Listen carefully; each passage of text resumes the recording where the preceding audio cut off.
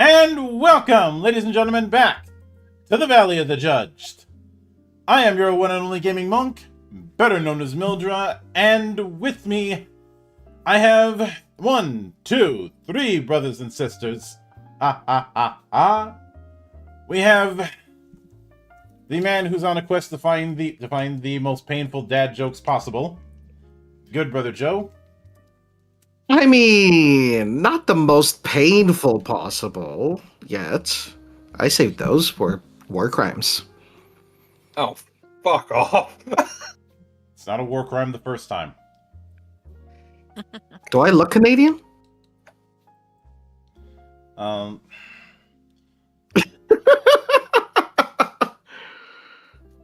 much like me, you're close. Unfortunately, your close is Alberta, so look at that what you will.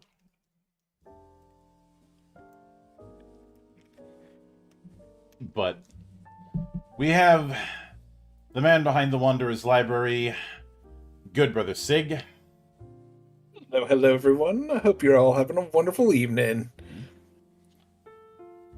And and last but not least, the resident gremlin of the monastery, good sister Tabby. I mean, I'm not always a gremlin, only most of the time. Oh, It's that's not my fault, though. bullshit, and you know it, and I live with you. You know what? Sig fed me after midnight. I have no excuse. You have no excuse. You never but started as a Mogwai. Take a lady out to Wendy's one time, and all of a sudden everything's going wrong. But Damn. and at least it could be worse. It could be Whataburger. Yes, I'm talking shit about Whataburger. What are you gonna do about it, Texas? Oh, There go the comments again. They're gonna explode. the comments are going to explode. Mm-mm. But How dare you insult their Lord and Savior? yeah, I never understood why people get that mad when someone talks shit about Whataburger. Like where I am, you don't hear anybody getting that mad if you talk shit about Culver's. You're just your tastes are questioned, but that's it. I don't even know what a Culver's is. But regardless of that, we are back once again to further delve into the wonderful world of Drawsteel. I am aware of some of the mistakes that I made. One of them being that unless you have a certain title, the casting adjacent classes do not get kits. At least not at the start.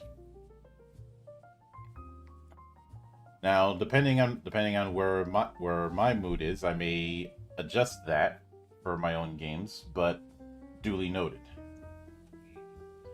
Because no one plays Uno as written. No, not even you. Yeah, I can't exactly argue that. But I already made the joke about the shadow last week, so I'm not going to make that joke again. But the I'd say, just on early inspection, the shadow is meant to be this game's analog for the rogue. Also, hi there, Mario, and don't worry, my state did not get me. But rogues have had an interesting history. They are one of the original 4 classes. Obviously, in the earliest versions of the world's most litigious role-playing game, they were referred to as Thief, with Rogue being a category eventually. No, Treasure Hunter. No, wait, hold on. Wrong property. And hang on, it looks like Looks like Discord's causing problems again. no, it wasn't Discord. It was one of those follow me on Discord bots that you occasionally see on Twitch. I thought having Sari would deal with that problem, but one got through. So unfortunate. Well, it's dead now, so... Yeah, so... Originally, Rogue was a category. Well, much in the same way that Warrior was a category in which Fighter, Paladin, and Ranger fell in, or Wizard had way too fucking many categories. Rogue was meant to be a category to cover things like the Thief and the Bard.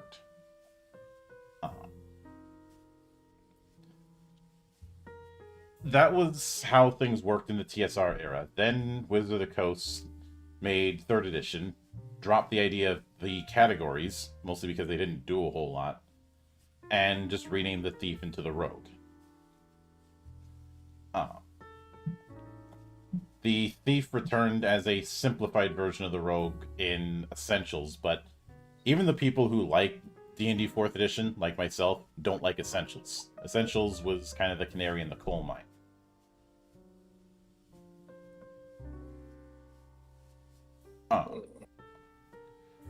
But in the early days, you had the infamy that was the thief subclass, or not the assassin, which did not have minimum charisma, but it also was a target for the Satanic Panic crowd. And when 2nd edition came along, it was absent, then brought back in the Thief's Handbook. And a lot of the assassin stuff got integrated into the rogue when we get to 3rd edition.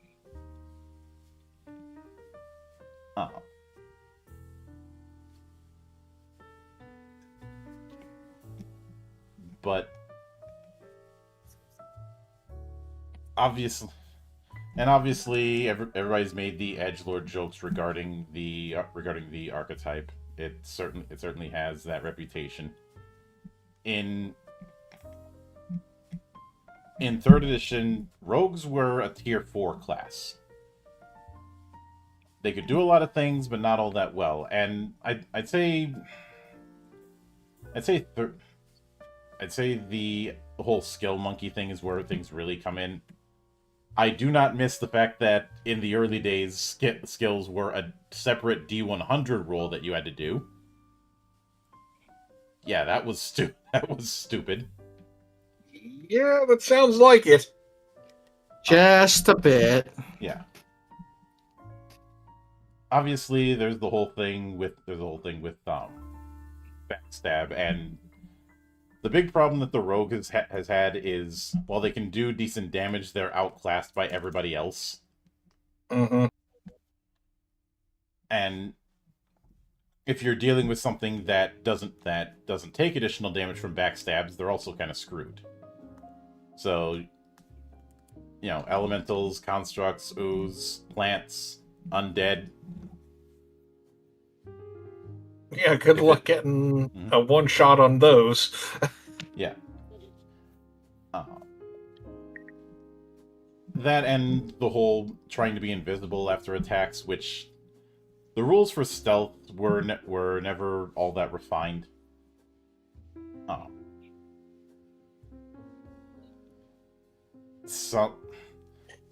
Sometimes the only way to make a rogue better in that sense would be to start Splack Book diving, or go Gesh, i.e. Arcane Trickster, as well as things like Spell Thief, which I did like the concept of Spell Thief. I just didn't like the execution. No, it's very simple. You have spell. I want spell. I'm taking spell. It's mine now. But the Pathfinder version of Rogue suffered from Paizo's old habit of 1 step forward, 2 steps back. Of course, they also didn't have that whole weapon finesse problem, which is there any ability that's more useless than weapon finesse? Which in 3rd edition you needed a +1 BAB for weapon finesse. Rogue started at 0. Yep. I think you wouldn't get a +1 until level 3? No. 5. Yeah. Right, because it's every 5 levels. Yeah, every if I 5 remember levels, correctly. except for fighter, who's every other level.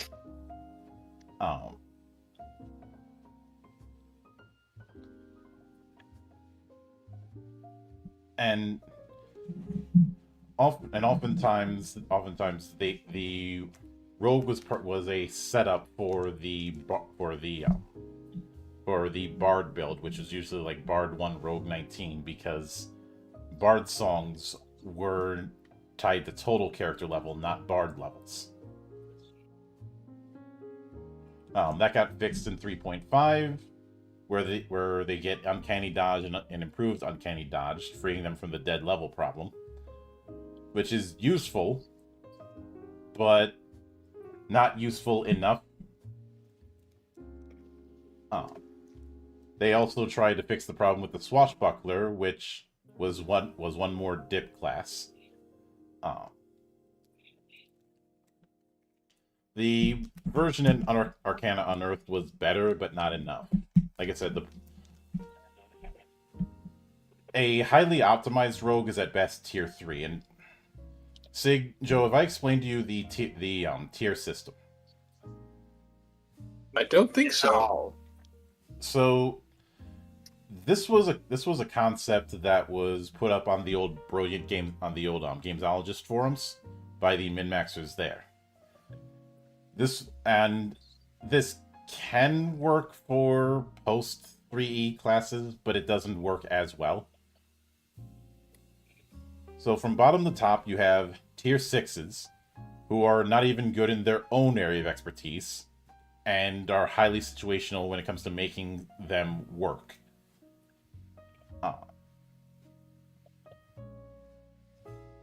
Most of the NPC classes were this.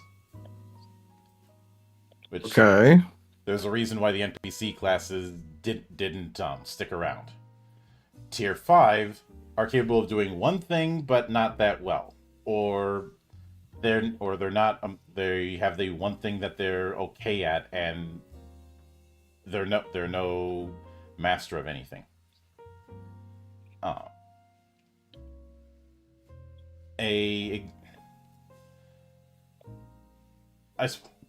And this is where the bottom end ones end up being.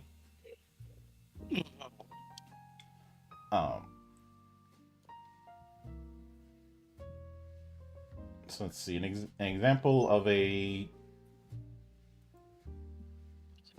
tier 4 a tier 4 example would be the fighter. So a lot of the martial classes are tier 4. The fighter, the paladin, the scout, the rogue are all tier 4s. Tier 3s are ones who can do one thing well, still be useful when that one thing isn't appropriate.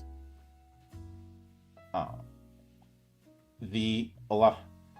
lot of the low-end casters would be tier 3s, as well as things like the Sword Sage. But warlocks were tier 3s. The psychic warrior was a tier 3. Tier 2s. Sword Sage. Yeah. Sword Sage. That's from the Book of Nine Swords. Yep. Tier 2, they have as much power as tier 1s, but can't do as many things with them. Sorcerers are tier 2s. Tier 1s, they can do just about everything, even better than the specialists. This is where you get Godzilla, cleric or druid. Mm-hmm. And then there's the True Namer, which is just its own tier in and of itself because it's just busted. Mm-hmm.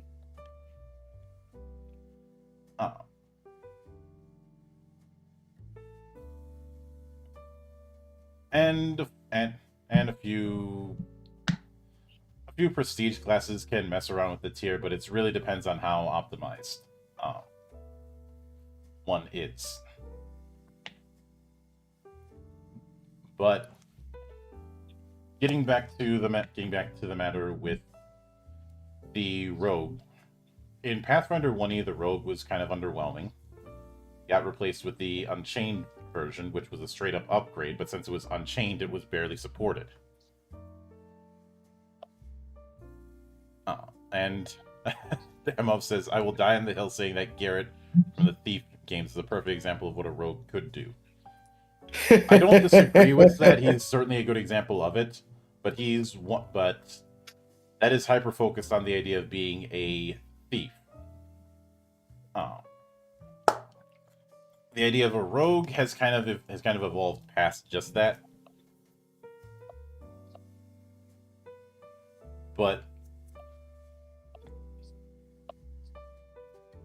And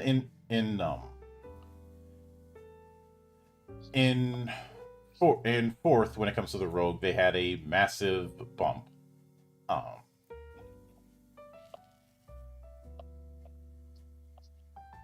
the s- this is where you start to have sneak attack not be as useless against certain enemies as it was in the past, which did create some nuclear levels of butthurt.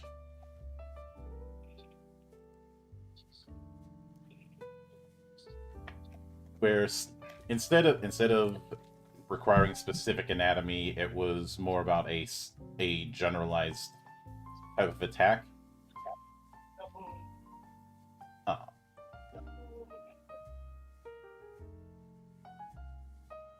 and is more of, and even though it's a martial striker, much like the ranger, was more about hit and run tactics.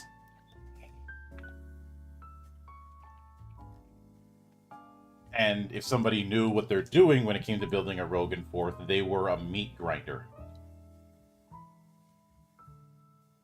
Especially at Paragon tier, where if you know what you're doing, every single action you can have some way to inflict damage. You know, use low splash as a minor action, use knockout as a standard action, use 2-weapon opening attack as a free action, use critical opportunity as a move as a move to minor action, and a standard action using bloodbath. Joke's on you. I never know what I'm doing. Ha ha! Wait. There was also the infamy that was the Bloody Path power, where you're moving and causing enemies to opportunity attack themselves, which got memed and raged on back then.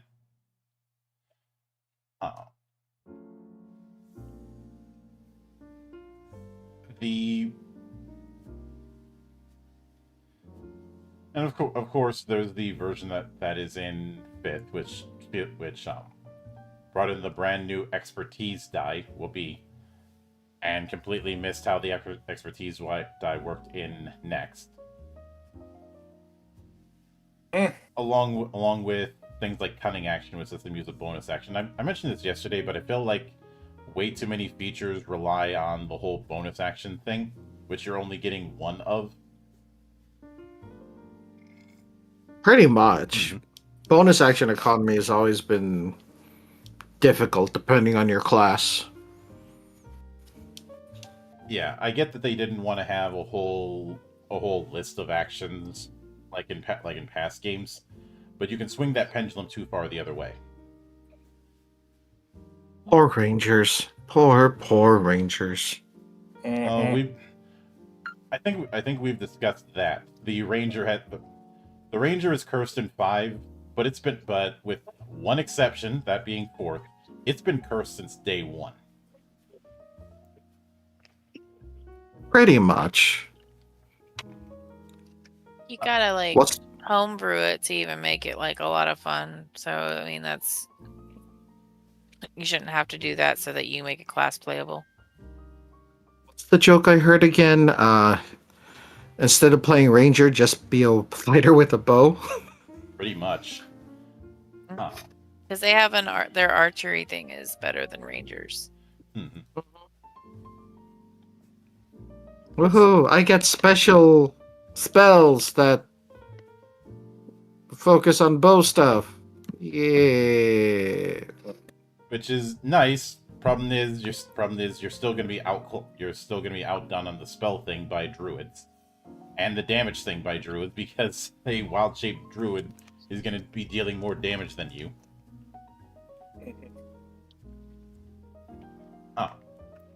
And a lot of your features are going to be very situational. Looking at you, favorite enemy.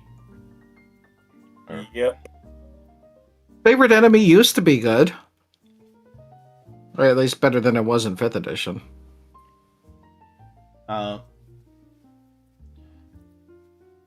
think the only time I've seen a favorite enemy that I like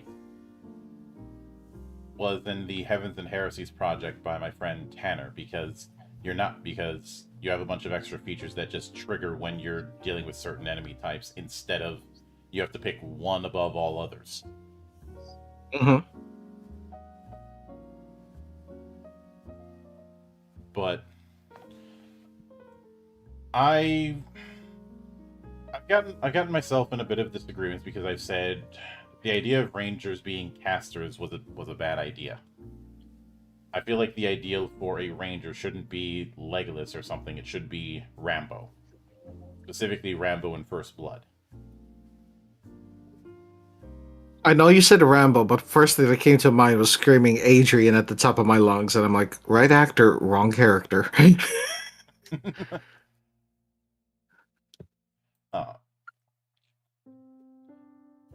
But moving away from that, we get to the Shadow, which, as mentioned, is definitely channeling the rogue, and I want to see whether or not the 4th edition meme is going to continue with what we see with this. So they start out with an agility of 2, and then they pick one of the available spreads for the rest. Agility is also used as the determining factor for potency. They start with 18 stamina at first level, they gain 6 stamina at 2nd level and higher, and have 8 recoveries. They get the hide and sneak skills, and any 5 skills from Criminal Underworld, or the skills of the Exploration, Interpersonal, or Intrigue skill groups. A quick build option is to take Criminal Underworld, Hide, Lie, Picklock, Pickpocket, Sabotage, and Sneak.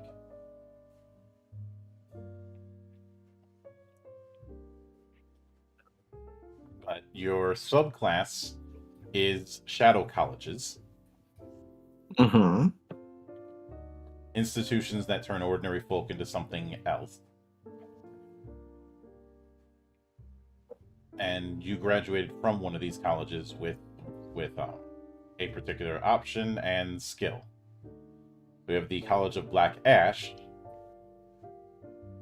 which grants the magic skill. They use sorcery to teleport around the battlefield and manipulate shadows. The College of Caustic Alchemy, so acids, bombs, poisons, all that stuff.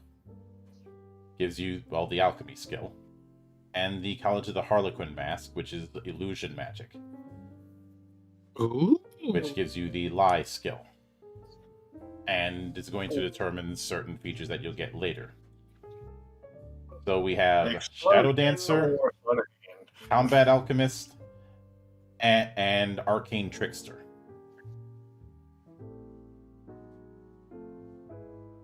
I'm having trouble deciding between the latter two, if I'm being honest. I like the last one, but I'm a sucker for a good mask. Yeah, I like the masks. Hold that thought, because you may end up changing which one you'd be a sucker for by the time we're done. Fair. I mean, it's an initial thought. Mm-hmm. Actually, I do like the College of the Black Ash. It's cool. But your heroic resource is Insight. At the start of an encounter, you gain insight based on your victories. At the start of each of your turns, you gain 1d3 insight. The first time you deal damage incorporating one or more surges, you gain 1 insight. Whenever you use a heroic ability that uses a power roll, that ability costs 1 fewer insight if you have an edge or double edge. If the ability has multiple targets, the cost is reduced even if the ability gains an edge or has a double edge against only 1 target.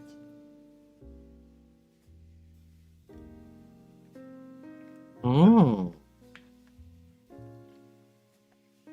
So surges, edge, and double edge is something we've been seeing a lot, but it looks like the Shadow is going to be the one who is meant to take advantage of it more than everyone else. At least so far. So, right out of the gate, you do get one feature from your choice of college. Black Ash gets Black Ash Teleport. A maneuver targeting yourself, you teleport 5 squares. If you have concealment or cover at your destination, you can use the hide maneuver, even if you're observed. If you hide during that, you gain 1 surge. You can spend insight to teleport 1 additional square for each insight spent. Caustic Alchemy gets Coat the Blade and Smoke Bomb. The former is a maneuver, target self. You gain 2 surges. When you use a surge before the end of the encounter, you can choose to have it deal poison damage. You can spend insight to gain an additional surge. And Smoke Bomb, you always carry a supply of smoke bombs to use for distractions and getaways. You can use the hide maneuver even if you're observed and don't initially have cover or concealment. When you do so, you can shift the number of squares equal to your agility. If you end this movement with cover or concealment, you're automatically hidden.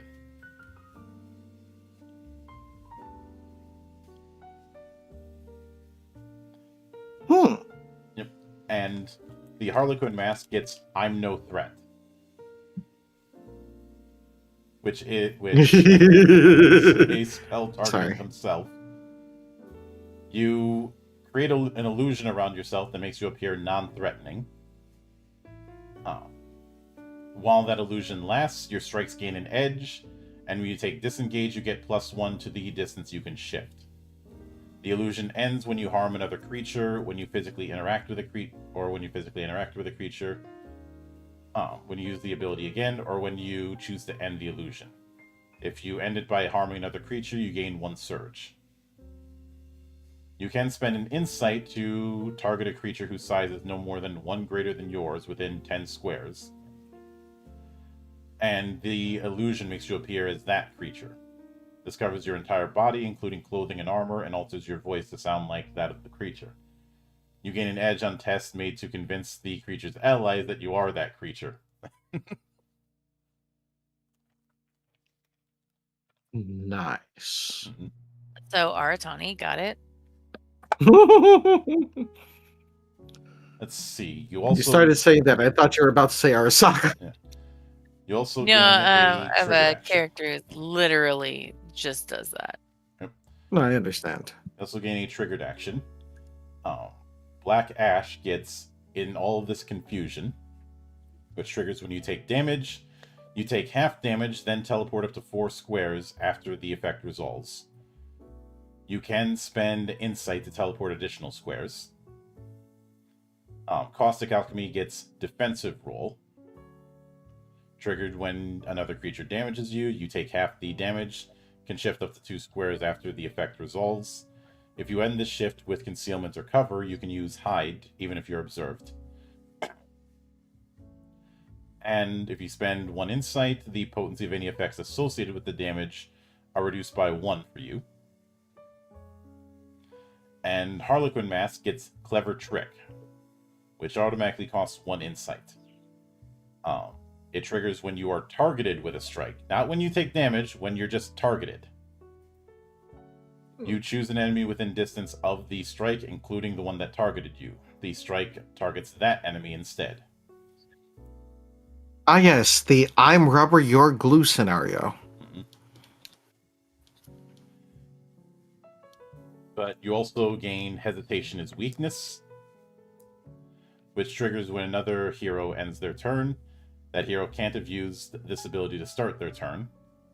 Lets you take your turn after the triggering hero. So you can spend 1 insight to just jump up in turn order.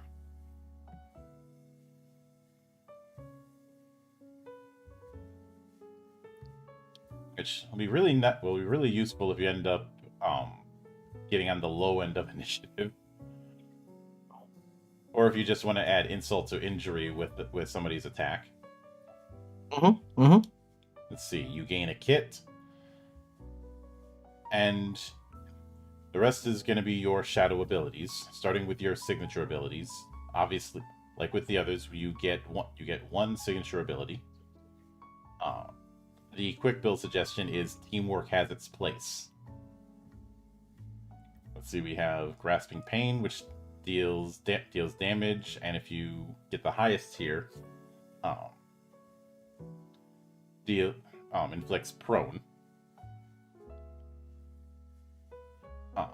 One ally within 5 squares of the target gets 1 surge. Or I Work Better Alone, which is a melee or ranged attack, deals damage. If the target has none of your allies adjacent, you gain 1 surge before making the power roll.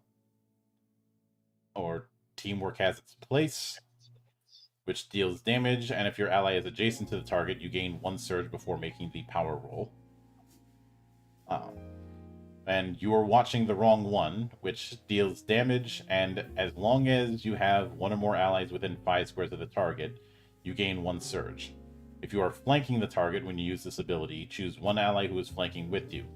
That ally also gains 1 surge. I think we're seeing Keep your eye on the birdie. I think we're seeing the onset combat loop when it comes to them. They are going to be taking advantage of surges more than the other classes we've seen up to this point. Oh, look, there's 2 of them in the party, and they're both flanking. Well, I'll give you a surge, and I'll get a surge. No, I'll give you a surge, and I'll get a surge. And obviously, hoarding surges isn't the best idea because you're not keeping them after the encounter. No, but you could spend them like they're going out of style. Hmm.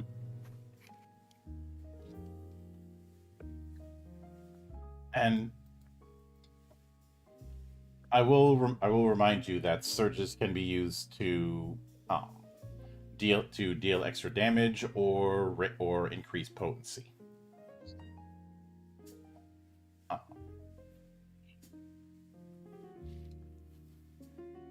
So that potency is just what's going to be used to see if a debuff actually sticks. But after that, you get your first heroic ability. The first one, of course, being your 3 insight ability. The suggested quick build is Get In, Get Out, but we have Disorienting Strike, which deals damage, inflicts slide, and you can shift into any square the target leaves when you slide them.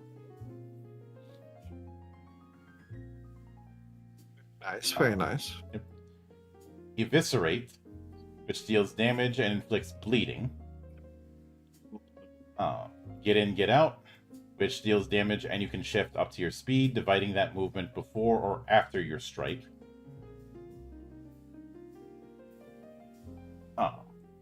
2 Throats at Once, which is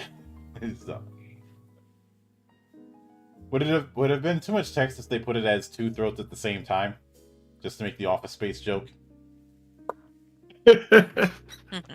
Either way, it's a bargain. You target 2 creatures with it, and it's dealing damage straight. It's not using any attribute. But you are targeting 2, and the fun thing is that a lot of the ranges for these are either melee 1 or melee 1 or ranged 5. So if you're targeting 2 creatures at once, do you only roll once? I would imagine so. You roll once, and then you look at what the tier is.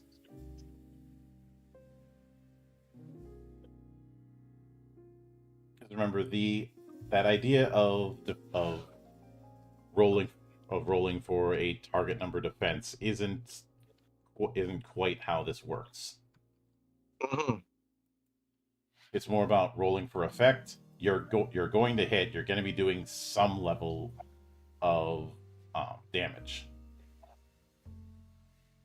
It's just a matter of how effective it is. Mm-hmm.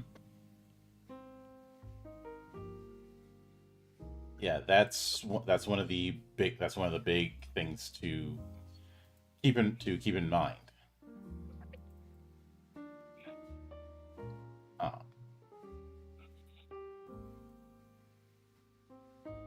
But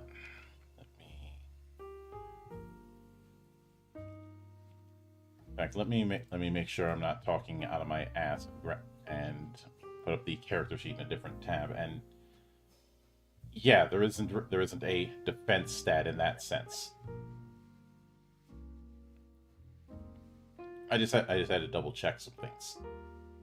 Now, Fair enough. You can lower the tier of effect, but that's as far as it goes, and that's not going to be as easy.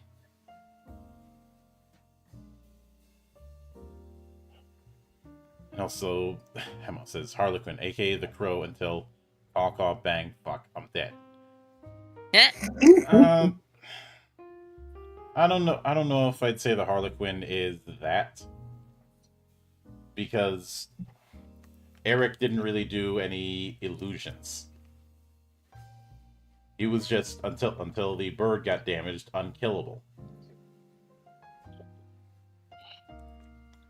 You know. I thought the line was caw caw bang bang nevermore bit. But then we have the 5 insight ability, which the quick build option is coup de grace. Yes, the good old coup de Gracie.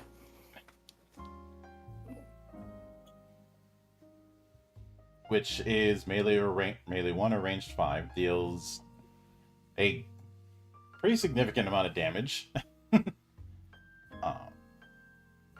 Or 100 throats. You shift up to your speed and make 1 power roll that targets up to 3 enemies who come adjacent to you during the move. And of course, dealing damage to anyone who is a target on that during that move. It is the good old run and slash. Someone doesn't know how to count. There's a difference between 100 and up to 3. You see, 3 is clearly a smaller number than 100. Exactly. But you're not getting 100 targets for this at first level. Are you nuts? Well, yes, Yeah. but why name it like that? Obviously, someone thinks they're cooler than they should be. Anyway, we have Sorry. setup, which deals damage and inflicts damage weakness.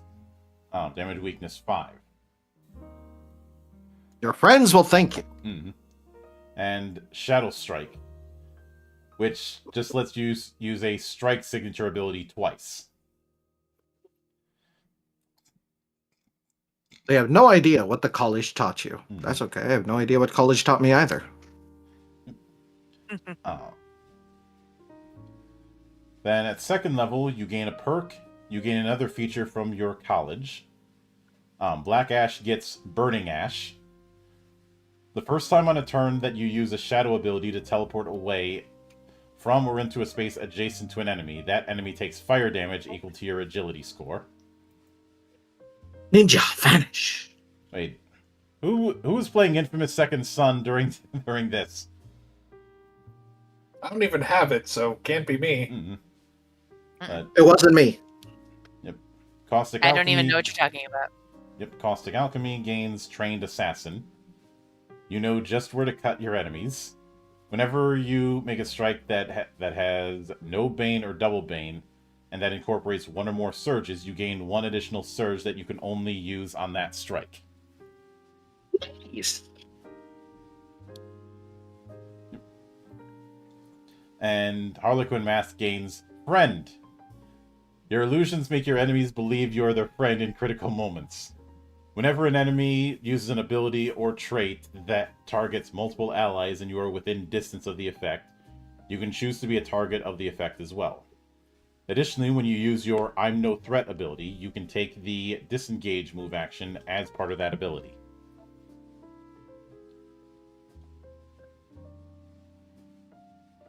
Actually walks up, hey, cousin!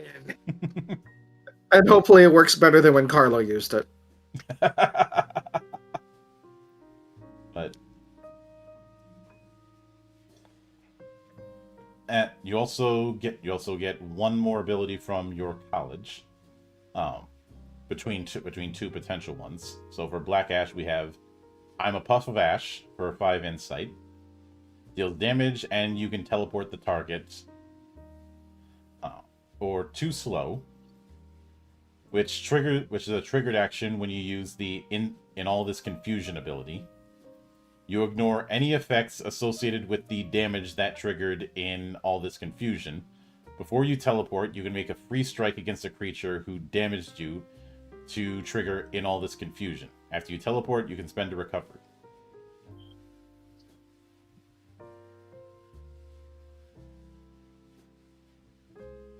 Which, The more I hear this, the more it's basically Nightcrawler. uh, as far as Caustic Alchemy, you can get either Sticky Bomb, which is a range 10 attack that attaches a bomb to a creature. If you are hidden, they don't notice the bomb and you remain hidden. Sticky bomb? Meet Mr. Stupid! Yep. When the bomb detonates, you make a power roll targeting each enemy within 2 squares of it, and it deals fire damage. If they notice it, they can try to disarm it. Mm-hmm. Alternatively, you can go with Stink Bomb, which inflicts a 3 square cube within 10, deals poison damage. The gas remains in the area until the end of the encounter.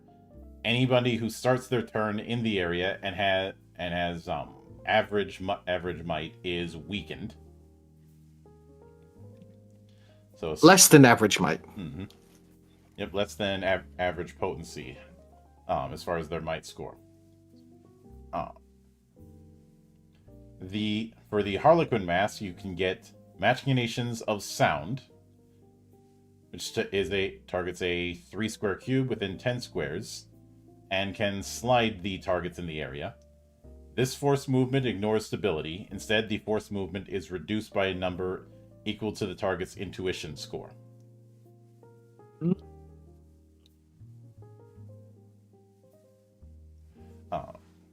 As well as So Gullible.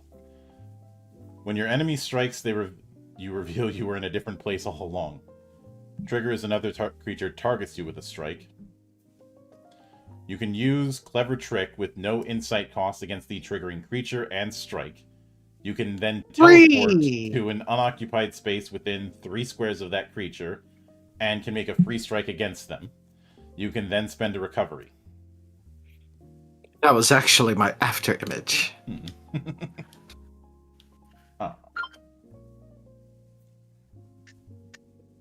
And of course, all of these cost 5 insight.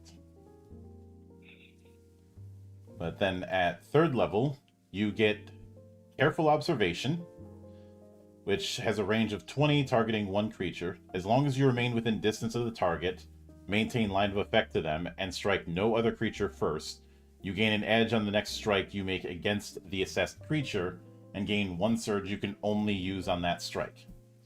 And getting edge and double edge is what you want constantly, as well as getting surges. And getting a guaranteed surge from this would make things far more effective. Mm-hmm. Indeed. Yep. Considering that there is no end of ways that you can get surges in this, I wouldn't be surprised if at every strike you're getting at least 2 surges because of certain ways you're doing things. You're definitely getting guaranteed surges from the signature abilities from what we saw. Which, remember, signatures are always at wills. I don't know who Will is, but we're doing everything at them. But you also get your first 7 insight ability. You can go between Dancer, targets yourself, until the end of the encounter. Whenever an enemy moves or is force moved adjacent to you or damages you, you can take the disengage move action for free. So if they try to get close to you, you can just disengage. Like, nope, you're not. Shorter than usual. You're a tiny dancer. Or misdirecting strike. Why are you looking at me? Deals damage, and the target is taunted by a willing ally within 5 squares of you until the end of the target's next turn. Wasn't me, it was that guy. And They're the ones that said you look ugly. your mother was a hamster, and your father smelled of elderberries. Now go away before I taunt you a second time. I was thinking about, so that makes you the big dumb, tough, stupid one. You take that back or I'll kill you. I'm fine, you're not tough. That's better. Give him a second. Mr. Piccolo, give him a second. But as a reminder, taunted inflicts double bane. Woo! A creature who's taunted has a double bane on ability rolls for any ability that doesn't target whoever taunted them, as long as they have line of effect. And taunted does not stack. Oh. Obviously it doesn't, because you can't go further than double bane. I was about to say, which makes sense. Mm-mm. You must go further beyond! But then we have Pinning Shot, the ranged 5 effect. Deals damage and inflicts restrained. We have, and of course we have Staggering Blow, which deals damage and at its lowest tier inflicts slowed. At its higher tier inflicts prone, and they can't stand until they end it with a save. I just can't stand this. Neither can they. God damn it, Joe. There, you got one. Aha! But at 4th level, your agility goes up to 3, and you can bring up one more characteristic by 1 to a maximum of 3. You also get Keep It Down. While conversing with any creature you share a language with, you can decide whether anyone else can perceive what you're conveying, even while yelling. You also gain... What are they saying? I don't know! They're yelling in a language I don't understand! I don't speak Dutch. Dutch hater. I'm an equal opportunity hater. Everybody knows that. That's fair. Of course. At least it didn't say Yiddish. Too easy. After all, what goes clop clop, bang bang, clop clop? An Amish A horse running over a drive-by. child? No, an Amish Ah, drive-by. gotcha. But We're spending most our lives living in an Amish paradise. you also get Night Watch. When you are hidden, enemies take a bane on tests made to search for you or any other hidden creatures within 10 squares of you. That's quite a area. Additionally, you gain the Night Watch ability. Say ranged 5. Triggers the target takes damage from another creature's ability while you are hidden. Effect being the target takes half the damage, you remain hidden. Nice. I feel like this is a way to keep people from getting knocked out of hidden from being hit. So you also gain 1 perk, you gain 1 skill, and Surge of Insight. So the first time each combat round that you deal damage incorporating 1 or more surges, you gain 2 insight instead of 1.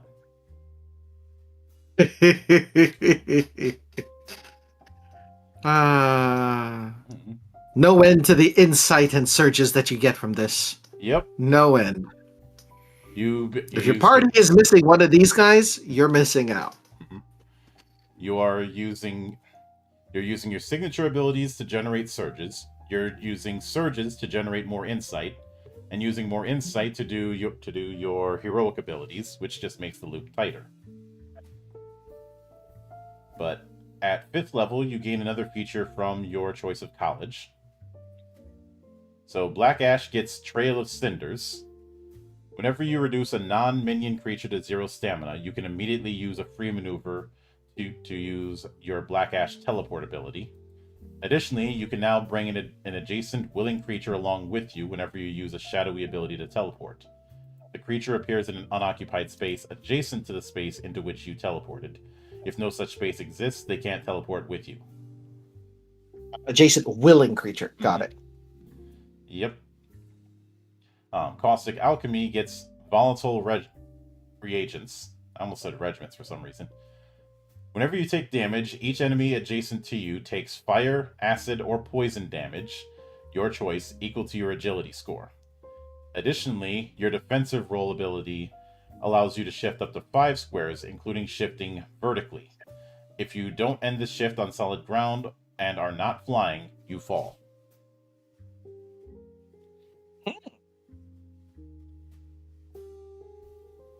So, a good old Thorns effect. We always love those. Somebody punches you in the face and then suddenly they're on fire. My Plus, you favorite. can roll up a wall. That's my favorite. Then we have Harlequin Mask gets Harlequin Gambit. Whenever you reduce an adjacent non-minion creature to 0 stamina, you can immediately make a free maneuver to use your I'm No Threat ability and then move up to your speed. If the creature you use this on is the same size as you, you can disguise yourself as them using I'm No Threat without spending Insight. If you do, while I'm No Threat is active, the creature's body is disguised to look like your body. The illusion ends on their body if another creature physically interacts with it. When the illusion would end for either you or the creature's body, it ends for both. You can So you pull kill a- somebody, turn around and go, I got this guy, it's an intruder! You know, Sneak away. the Harlequin feels like it's trying to be what the spy was supposed to be in 2/4. The spy is a double spy. With or without boinking Scout's mom. I don't know. I think that might actually be needed. I don't know.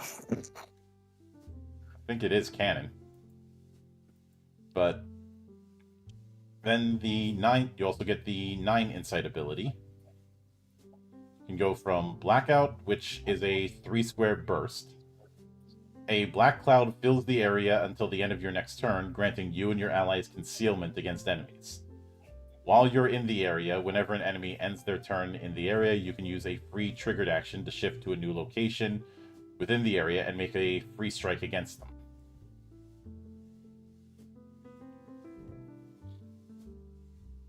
Which Uh-oh. I could see that pairing very well with a sensor or another bully build, pushing people into that cloud.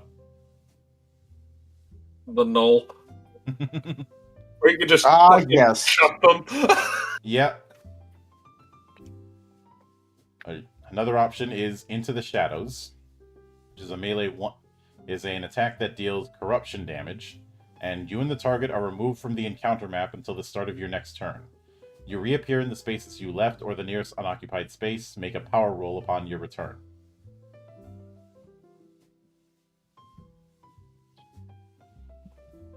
That's one way to take them off the board for a moment. Or Shadowfall. You vanish, they fall, you reappear. Target area is a 10x1 line within 1. Deals straight damage. You disappear before making the power roll. After the power roll is resolved, you reappear in the first unoccupied space at the far end of the line.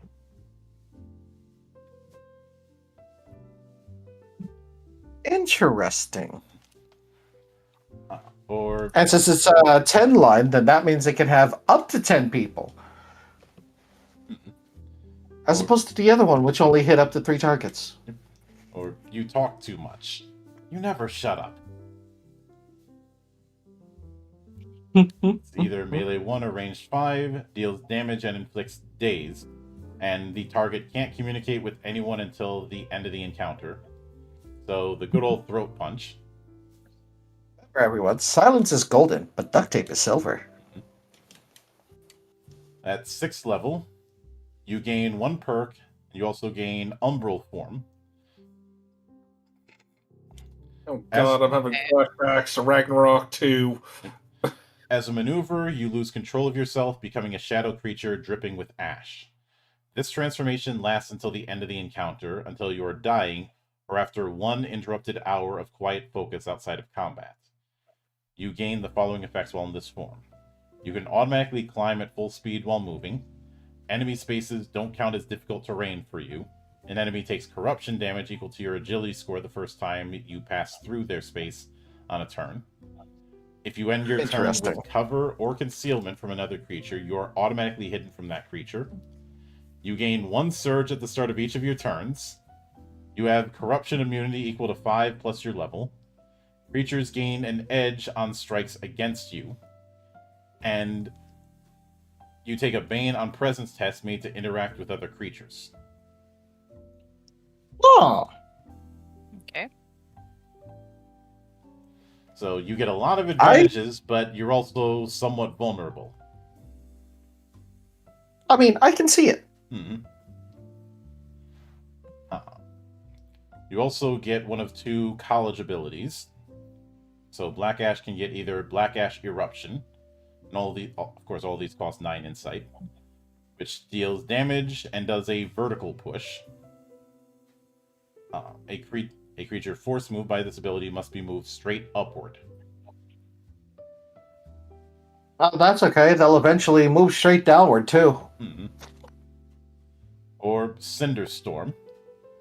It's a 4-square burst targeting yourself and allies in the area. Each target can teleport up to 5 squares. For each target in addition to you who teleports away from or into a space adjacent to an enemy, that enemy takes fire damage equal to your agility. Additionally, a target who ends this movement in concealment or cover can use the hide maneuver, even if they are observed.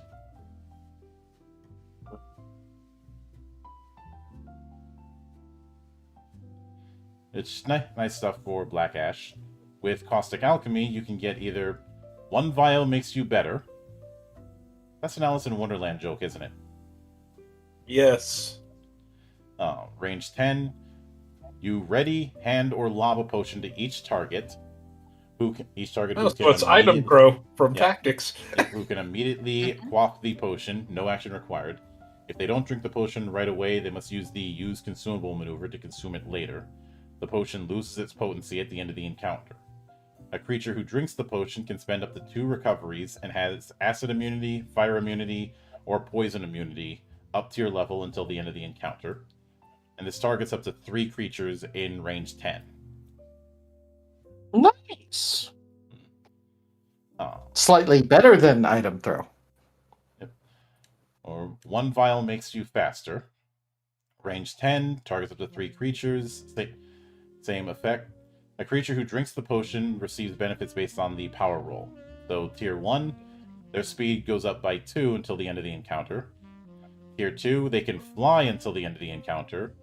Tier 3, they turn invisible until the end of their next turn. One side of what? The mushroom, of course! And the Harlequin gets either Look, a 5-square burst, targets each enemy in the area. Until the start of your next turn, any ability roll made against a target gains an edge. So what's that from Final Fantasy IX? Mm-hmm. Or puppet Or the strings. oldest trick in the book. Mm-hmm. Hey, look! A distraction! Crap, I forgot to run away. What? Look, it's a demonic duck of some kind. Quack. Sorry, I was surprised about it being there too. Or puppet strings, which is a melee 1 attack. Deals damage, and if the target has for tier 1, if the target has is under weak potency, before the damage is resolved, they may make a free strike. For average, if the target has that before the damage is resolved, they can use a main action ability of your choice, or can shift up to their speed and use a main action ability. This targets 2 enemies within melee 1. You choose new targets for the original target's free strike or ability. Additionally, if you are hidden or disguised, using this ability doesn't cause you to be revealed. Oh, that is nasty. It stands. I mean, on the other hand, you've got to be in spitting distance to them. But Don't mind me. I'll just go in my umbral form and go right through them. But at 7th level, each of your characteristics goes up by 1 to a maximum of 4. You also gain Keen Insight. At the start of each of your turns during combat, you gain D3 plus 1 Insight instead of D3. So you're at minimum getting 2 Insight every round. You also gain 1 skill of your getting choice. 4. Yep. As well as Careful Observation improvement. You can target 2 creatures simultaneously with Careful Observation. Making a strike against one target doesn't end your observation on another. You also gain Ventriloquist. Whenever you communicate, you can throw your voice so that it seems to originate from a creature or object within 10 squares. If you are hidden, talking this way doesn't cause you to be revealed. Has that tree always been here? I've always been here. I guess the tree would know better than us. True. I'm the Lorax. I speak for the trees. Don't listen to these trees. They speak Vietnamese.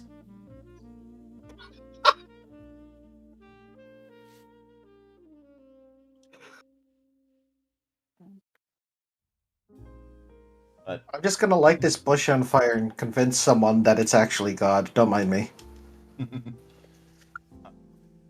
And at 8th level, you gain a perk, you gain another college feature. Which, hold on a second, my PDF reader is being a bit slow. But Black Ash gets Cinder Step. When you willingly move, you can teleport. When you teleport this way, it counts as using a shadow ability for the purpose of using your Burning Ash or Trail of Cinders features. Nice. Burning Ash and Trail of Cinders. Caustic Alchemy gets Time Bomb. You I have like damage that. immunity against area abilities and effects equal to your agility score. You also have the following ability, which you can use once per round on your turn. Time Bomb, the longer it cooks, the bigger the boom. Say targets a 2-square cube within 10. Each target takes acid, fire, or poison damage, your choice, equal to your agility score. For each combat round that has passed since this ability was last used in the current encounter, the area increases by 1 and you gain 1 surge that must be used with this ability. After using the ability at the end of the encounter, its area and surges are reset. For every 2 insights spent, you can increase the cube's size by 1 and gain 1 surge that can be used only with this ability. So this is where they got the idea for the mines in Shadow Warrior. But how long have you been letting that time bomb cook? What day is it? Oh. Yep. And yeah, you can't use the potency effect with surges on this, but you can. But the extra damage is always your highest characteristic. So keep that in mind.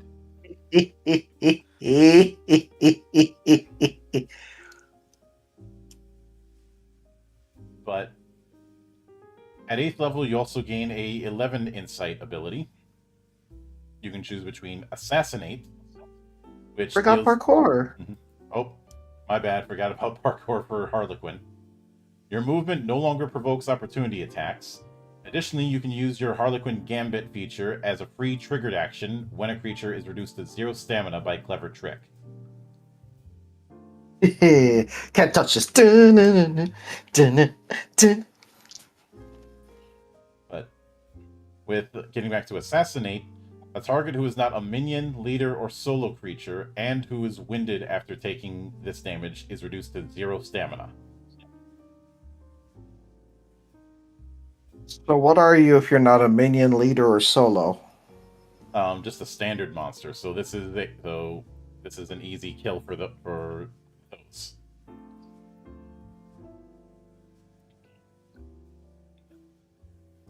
It would be kind of wasteful to spend 11 insight to kill a mook. So how is someone winded again?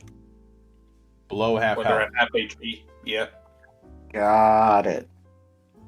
So you can instantly turn them into jibs with this ability.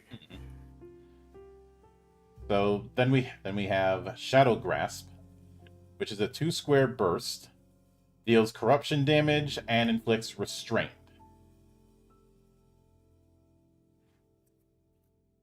Which is not too bad. We also have Flashy. Yep, we have Speed of Shadows. You can use a strike signature ability 4 times, use a strike signature ability that gains an edge 3 times, or use a strike signature ability that has a double edge twice. You can shift up to 2 squares between each use. I like that. And remember having edge and double edge is going to be very very important because for generating insight. And just as a reminder, one edge is just a +2. A double edge means that whatever you roll, the result is one tier higher, up to 3rd.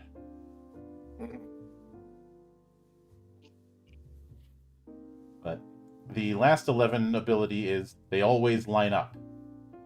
So it's a build engine game, so that's all of them. So area of a 5-square line within 5 squares deals damage and inflicts slowed. These So guys have a. Go ahead. I was about to say, so it's Hex and Sapphire Wand. Yeah. Like, seriously, these guys get all the line abilities, and I'm loving it. Mhm. At 9th level, you gain Gloom Squad. At the start of each of your turns, you can forego gaining insight to create 1d6 clones of yourself in an unoccupied adjacent spaces. A clone acts on your turn and uses your statistics, except they have 1 stamina. They're affected by any conditions and effects on you and last until the start of your next turn. A clone doesn't have insight and can't use the Careful Observation ability, the Umbral Form feature, or any triggered actions. Once per turn, a clone has a move action, a maneuver, and a main action they can only use to make a free strike. While making a free strike, a clone must choose targets that you or another clone aren't also striking. Outside of combat, you can have 1 clone active for every 2 victories you have. If a clone is destroyed, you must wait 1 hour before creating another one. I know some of you are making Naruto jokes, but yeah. Nope, that's low-hanging fruit. I ain't doing that. That fruit is on the ground. About to make a Weird Al reference. That's more on the nose. I think I'm a clone now. Other guys like me are always hanging around. But you also gain a new ability from your college. So Black Ash can gain either Cacophony of Cinders or Demon Door.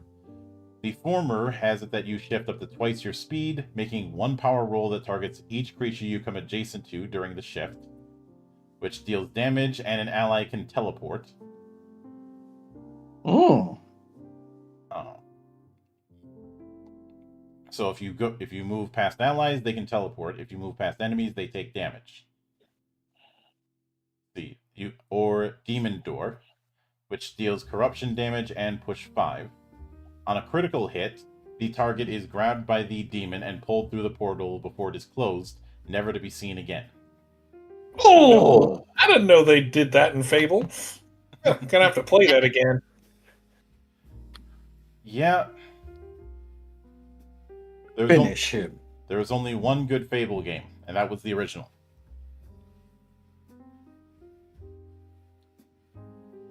Some of you may raise an eyebrow for that, but you know I'm right. Not really. I believe it. Because after that, Molyneux became more Molyneux. Yes. But for Caustic Alchemy, you can get either Chain Reaction or To the Stars. So the former is a range 10 attack. Each enemy within 3 squares of the target who is not currently targeted by this ability also becomes targeted by this ability. This effect continues until there are no more available targets. The ability deals acid, fire, or poison damage. Your choice. Oh, look, it's a bunch of mooks. Kaboom. Oh, look. I magically placed this minefield here. Oops. Silly, silly me. Nah, you didn't place the minefield. They are the minefield. Yep. Although I do have to read the flavor text for this. 1 explosion, an offense. 3 explosions, an assault. 9 explosions, a celebration. Yes. I like all those things. Alternatively, Tchaikovsky, no. Tchaikovsky, yes. Tchaikovsky, always yes. And to the stars, which is either melee 1 or range 10. That's interesting. Deals fire damage and vertical push. As well, the ground beneath a 3-cube area around the target's starting position is now difficult terrain. Baby, you're a firework. I mean, hell, at your age, I defeated an entire army, several demons, and sent a rabbit to the moon! You attach your most potent explosive to your foe. Under less pressing circumstances, you're sure you could launch them into orbit. I mean, I'm not sure which one I like better. I feel like I'm being called out because of all the time I've told the story about the up button.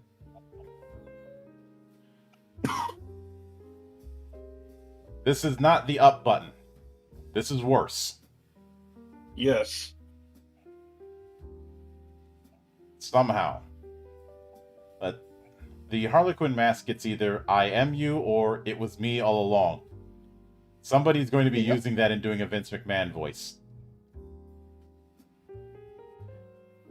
Or quoting Dio. But I am you. Range is 10. Until the end of the encounter, you gain the target's damage immunities and speed, if it's better than yours, and can use any types of movement they can use. You can also use the target's signature ability using their bonus for the power roll. Thou art I, and I am thou. Your mask reflects your The foe's shadow, face. the true self. Your mask reflects your foe's face. Surely they won't need it much longer. Don't call me Shirley. So that's what happened to Philemon. Sad. And He became a beautiful butterfly. it was me all along. Deals damage, and if you are disguised as a creature the target knew using your I'm no threat ability, this ability deals extra damage equal to 3 times your agility. Konotiada! Now, given that the best reference for this is Et tu, Brute. Rute. Et tu, Brute? Because remember, any salad is a Caesar salad if you stab it enough. Et tu, Brute? Bravo. Bravo. At 10th Bravo. level, your agility score goes up to 5. You can bring up one more characteristic by 1 to a maximum of 5. You also gain Death Pool, so when you deal damage incorporating surges, you get 3 insight. You gain a perk, a skill. Careful observation improves further. You can target 3 creatures with it now. Watching all 3 of you. You gain improved umbral form. You gain full control over the shadow creature you become with your umbral form feature. And you can end the transformation at will, no action required. Additionally, you are always wreathed in darkness that grants you concealment while in this form, and creatures no longer gain an edge on strikes against you. While you are in your umbral form, you can spend 1 interrupted minute concentrating on a location you've been before. At the end of that minute, you and each willing creature of your choice within 10 squares of you can teleport to unoccupied spaces of your choice within that location. Each creature that teleports this way is invisible for 1 hour or until they use an ability. Hello, They get Eddie fast from travel. Guilty Gear. Alternatively, you've unlocked the fast travel feature. Or you also gain Subterfuge, which is their epic resource. Each time you finish a respite, you gain Subterfuge equal to the XP you gain. You can spend Subterfuge on abilities as if it were Insight. Additionally, you can spend Subterfuge to take additional maneuvers on your turn. You can use 1 maneuver for each Subterfuge you spend. This resource remains until you spend it. Okay, now I'm getting that. Remember the bullshit I talked about with a optimized 4E rogue? Subterfuge is not far removed from that. Oh my. You know, I'm sticking with my first answer. Harlequin all the way. I like the black ash. Mm-mm. I'm all about the caustic alchemy. I like that we've got one of each here. Well, initially well, I was thinking the Harlequin, but then I was like, as I was reading through it, and I was like, the black ash seems really cool and like a lot like what one of my characters is. So I am glad that the Black Ash is not just Sneaky Boy. It's not just Sneaky Boy going into shadows. Otherwise, I would have compared it to Reaper from Overwatch, and nobody wants that. I mean, we're all Sneaky Boy.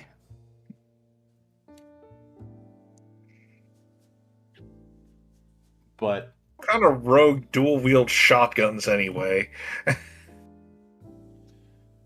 yeah, although I know it'd be tempting to say that the shadow would be Caleb, but no. No, Caleb definitely not. Caleb is by no means sneaky. And he's more about the weapons than anything. Although, the only way I could see Caleb as a shadow is if he did Caustic Alchemist, because dynamite. Mm-hmm. Well, that And remote bombs. Yeah, that and the flare gun. But And the napalm launcher. though there's no ability that lets you dodge easily by ducking. Well, technically, when you're in your umbral form and you go next to somebody, you're technically ducked down and hidden. Yeah. And while you're hiding, you can reduce damage to anybody that's a friend. Mm-hmm. But now, when it comes to the shadow here, do we have another case where comparing it to the rogue there is no comparison? I would say so. I think so. Yeah. Because each little college is just slightly different enough to where they could basically be their own thing. Mm-hmm. Like, one is very explosions heavy, one likes to teleport all over the place, and the other one likes to shiv you and pretend that you're somebody else. Mm-hmm. Well, it's always been said that as a ninja, you should also always main explosive weapons. Yeah. But the rogue in 4th was very much hit and run. This is as well. The rogue in 5 kind of is hit and run, but not nearly enough. It's less hit and run and more try to nuke every round when possible, but like they can if they know what they're doing, but yeah. Now there isn't the concept of sneak attack compared to the tradition of rogues, but you have other means of getting about, and the bigger thing is comparing this to the rogue is not quite accurate. The shadow is more akin to the assassin, what the assassin was intended to be, and in 4th edition, the assassin had a shadow power source because they were affiliated with the Shadowfell. Oh. I can also kind of see the Shadow Dancer in the Shadow as well. Mm-hmm. Or at least the Black Ash. Yeah. It did have a shade form as well, though the assassin in 4th was a controversial class. Because right alongside it was the vampire class, which wasn't very good. Yes, vampire as a class. That caused a lot of debate about whether or not vampire should be a race or a class. That's almost like making an elf a class. Oh, wait! Welcome to a D&D world. Yep. It was trying to be I like the elf in the arcade game.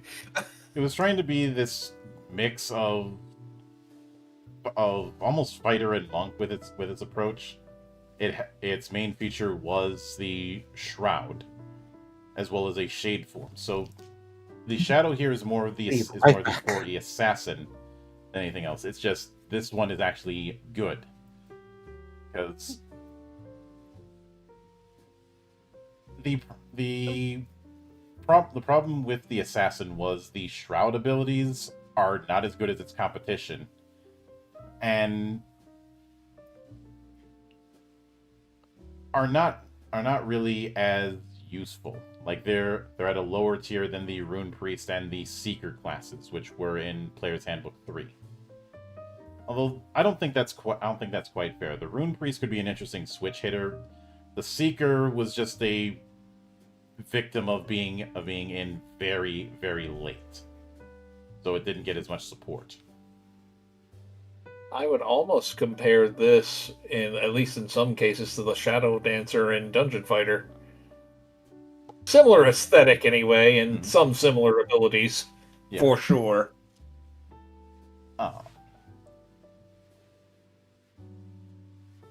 Now, I keep on wanting to play Dungeon Fighter again. It's so good. They are adding a 5th subclass for female gunner and archer. Yeah. I have considered setting up doing a stream covering the classes and subclasses in DFO, Elsword, and Vindictus, and how they might transfer over into my system. I'm there. I'm in.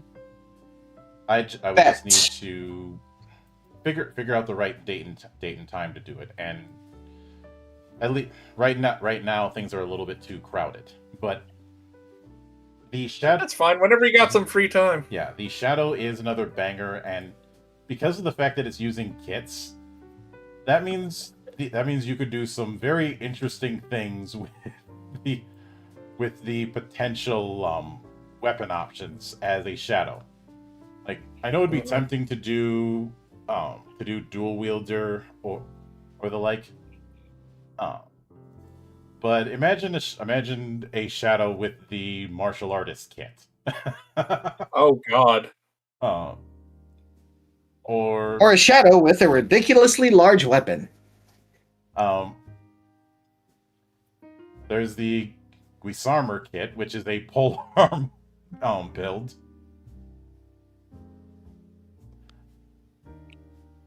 I do like the fact that it goes back and forth between melee or ranged. Mm-hmm. Like you could do either or, so you're not like kind of stuck. Yeah, and yes, one of the kits, which we will get into the kits in more detail down the road in this series, is Swashbuckler. If you want to take that approach. Oh. There is also one called Whirlwind that uses whips. And somebody looked at that and went, "That's my fetish."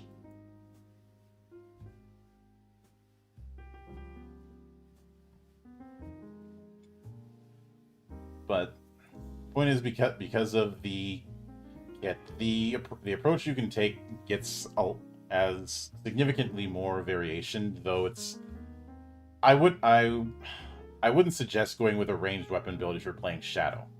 At least not a long-ranged weapon build. I mean, it really all depends on what kind of thing you're doing. Like I think you could do a hybrid maybe, but like that would be the extent of it. Like you wouldn't want to be a pure ranged. Sure. It would also matter on like what the build of your party is. Mm-hmm. I'm saying is going with a full bow. I'm not sure I would advise, but going with like a short bow or a crossbow, something that's relatively short range. Aha! Throwing weapons. Oh, there's that too, but that's one of those things that's been an old reliable when it comes to the rogue. A whip. Mm-hmm. I already talked about the whip. The Nene. So we're emulating Leon Belmont from Lament of Innocence? No, Actually, that sounds pretty badass. no. Right idea, wrong Belmont. Gabriel Belmont. Gabriel was Lords of Shadow. Yep. Yep, Esud now I Gaku. remember. Although truth be told, maybe down the road I'll try and make a job entry to be a nod to get to Gabriel Belmont. Except I kind of already did with the Key Bearer the Key Bearer of Dawn is kind of that. Fair enough. Fair enough. But the Shadow is another banger. Because of the whole thing with edges, and surges, it does make for an interesting build with a very tight feedback loop. Mhm. The fact that Combat Alchemist is an option there is also nice, but next week is going to be one particular class that I have been looking forward to since this was called the MCDM RPG. Oh. That being the Tactician. Ooh. Something that I did notice is that there is no class equivalent to the standard fighter in this. The closest thing would be the Tactician. But what I am seeing with the Tactician is not the fighter per se, as it is the warlord. Now, some 5e apologists will say, isn't the Battlemaster the successor to the warlord? Not really. Oh. It is. It is not. As someone who played a Battlemaster, I can tell you, no, it's not. The idea with the warlord is a frontline commander for whom the party is their weapon, as much as their actual weapon. In 4e, they were a martial leader that could mess around with action economy to give allies actions they weren't supposed to have, or have their allies do follow-throughs to their setup. That was their big thing. And I think the reason we don't have a quote-unquote fighter class is because fighter just being good with weapons is way too broad for what this game is trying to do. Mm-hmm. You're not wrong. And if I'm being honest, the idea of I feel like as time has gone on, the idea of fighter, much like, is one of those things that needs to narrow down its approach instead of just being good with weapons.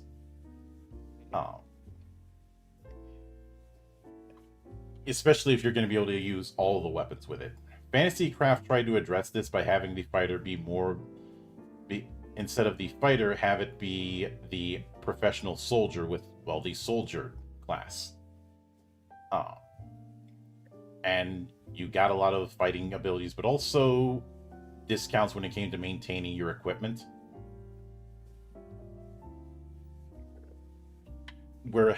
Whereas 4th edition had you very strictly a close range combatant.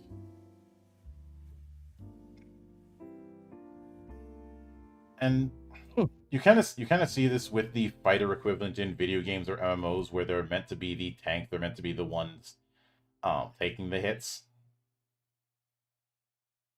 But I look at, say, what the warrior became from Final Fantasy 11 to 14, where the warrior in 11, yes, you can equip any weapon, but odds are is the more you develop, you're going to be going with the great axe.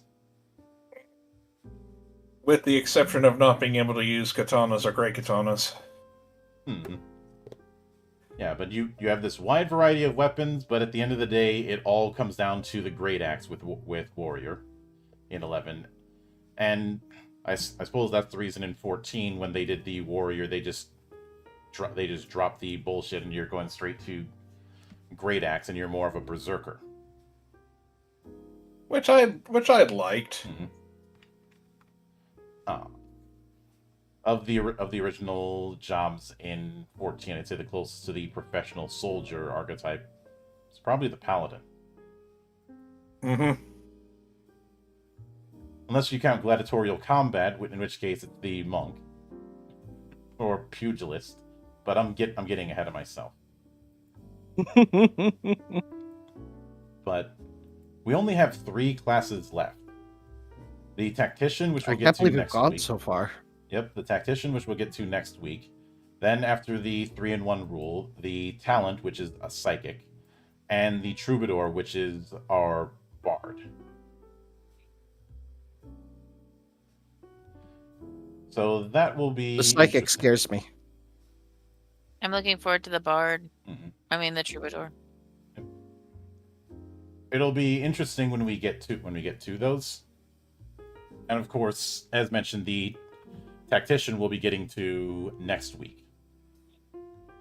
And that one is one I'm real, like I said, I've been looking forward to it. And Colville clearly knew what he was doing because that was one of the first classes that was previewed in the early days when it was called the MCDM RPG. At least, unless you were, obviously I wasn't on the Patreon, so I don't know if other classes were previewed before that, but that was the first one I saw when myself, Zan, Riona, and one other person had looked at the backer kit preview that we had at the time. That was over a year ago. And I think now I know someone might say, wouldn't the Fury be the equivalent of fighter? No, we've covered that. No. Fury is barbarian. No, that's barbar. Yeah. Fury is That's barbarian. my Fury- jam right there. Fury is the favorite child. One of them. Mm-hmm. Yeah, but with that said, because of circumstances I've already talked about, there will not be Cloister of the Dice tomorrow. I will be doing a one-off interview with Archmage over his upcoming Blunderbuss thing tomorrow morning, but that's just because that fit within the time frame, and it's not going to overlap. But and of course on Sunday, I will have one morning interview, and then we'll be doing the Record of Swordforged Worlds. As I mentioned a couple weeks ago, for the remainder of the calendar year, the Record of Swordforged Worlds is going to be primarily focused on first edition instead of second or 2.5. Well, I'll have to study up on that book Yep. then. And later into the night, the new format for Monastery Gaming. So keep an eye out for that. But until then, on behalf of the good brothers present and not present, my name is Mildra. I am your gaming monk. Stay fucking frosty, everybody. Bye-bye. See you on the trail. Take care.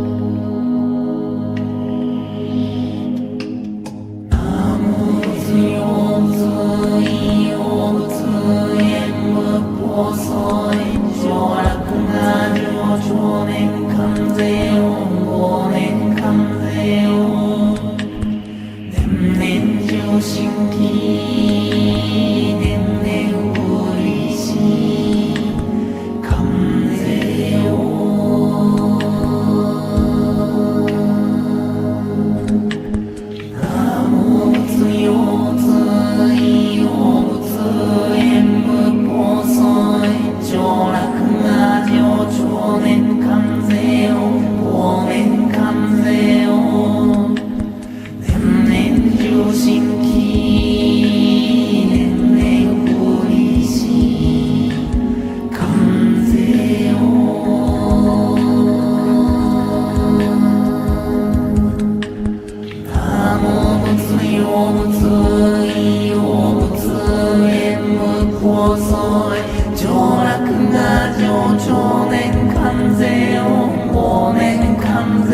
all.